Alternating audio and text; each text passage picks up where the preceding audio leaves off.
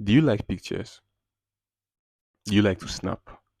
If they bring a camera your way when something is happening around you, do you pose or do you shy away? Good morning, good afternoon, good evening. This is Coke, and this is the Good Living Podcast. Deborah Ajibade,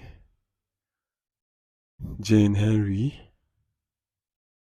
Kungwa Anita, myself.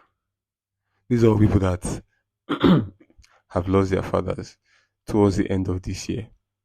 For some reason, maybe it's the thing where, the red car theory. Maybe that's the red car theory happening. If you don't know what the red car theory is, this is the red car theory. That if you're out and your attention is drawn, or the attention of your mind and consciousness is drawn to a red car, for example, you talk about it, or it is shown to you consciously, you will begin to notice red cars a lot. And so it happens with everything. If we talk about Venza this morning, when you go to the road, you will notice a lot more Venzas. That is the red car theory in principle. And so it's probably the red car theory where, since it has happened to me, now I seem to be more observant of the people it is happening to as well. I went back and I listened to the old episode that I put out around the first period that it happened. And God, I could feel the pain through it. But right now, I think I'm much better. Well, maybe it's the responsibility of just handling this whole funeral thing that's taking my mind away from the grief. The point of this is to say, all these ladies, surprisingly, a lot of them are ladies that have lost their fathers. It is terrible to think, oh my God, and somebody else lost her sister as well to childbirth. Shout out to Ifechuku de Christabel, an old friend of mine, a friend I met in camp. We hadn't spoken almost since we left camp, crazy, like 6 months ago. And then I was trying to get up to speed with what's going on in her life, and she told me she lost her sister.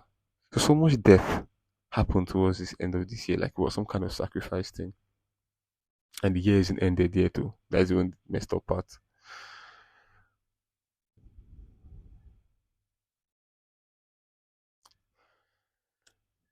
So, with pictures,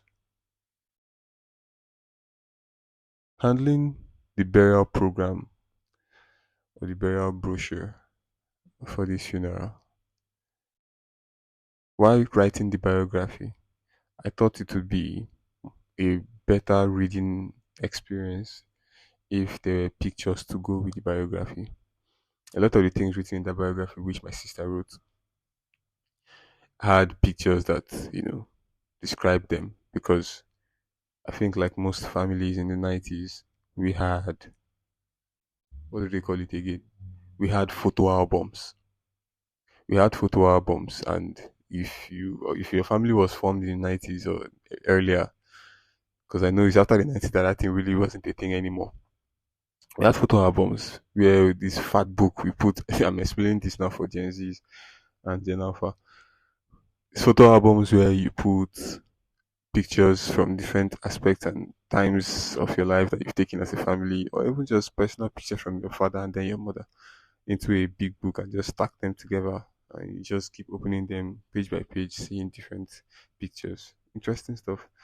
And so the fact that we had a photo album made it easy for me to add pictures to the program. And I liked that very much. Even me, I still think the pictures were not enough. But the fact that the program is in Makodi and I'm here, I couldn't really select the pictures to the degree that I wanted. There were a lot of things I wanted to select, but then I had my younger sister do it for me. So she wasn't even born when almost everything in that album was taken. So even if I tried to explain, oh, that time that she will not get it, she just did her best. And I'm grateful for that because those pictures were taken and those memories were captured. And pictures increase value with time. I find myself scraping for any piece of media of my father that I can find. And I intend to save every last one of them. I found a video. There's this video I thought we had lost forever. A video of him playing table tennis from last year with a friend of his. It was just a random video. He went to the man's house. He started playing. They played table tennis. His daughter is friends with Felix, my younger brother, and so she made a video of your father is here playing table tennis. So I sent it to him, and he sent it to me, and it was just fun then. But now it's probably one of the only videos I have of him actually doing any kind of sport or physical activity. Weird, you know. I didn't even think of it then.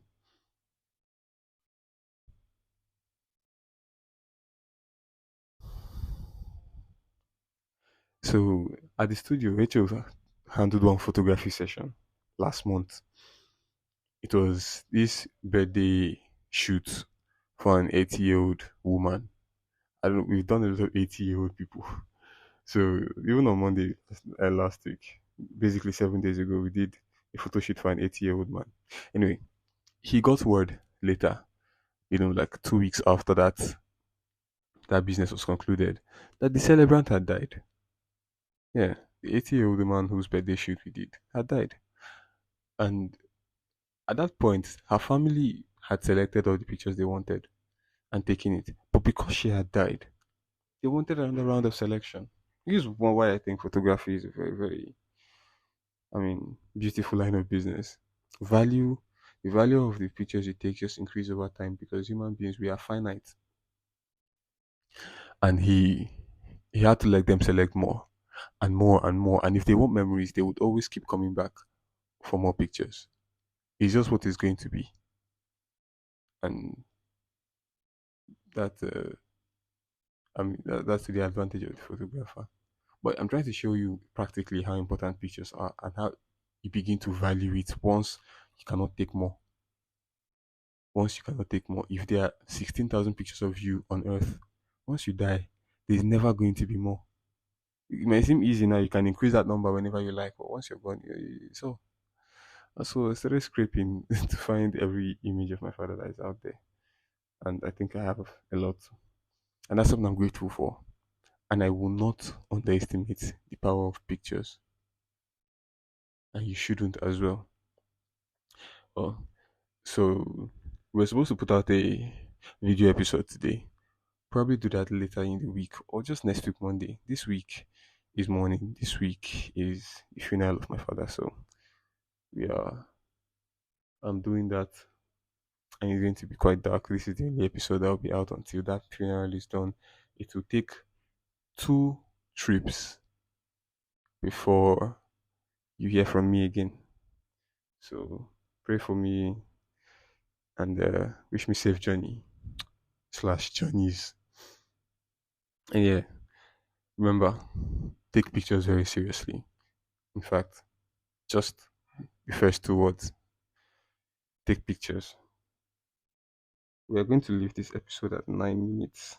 Why do I keep doing it? Yeah, we're going to leave this episode at 9 minutes.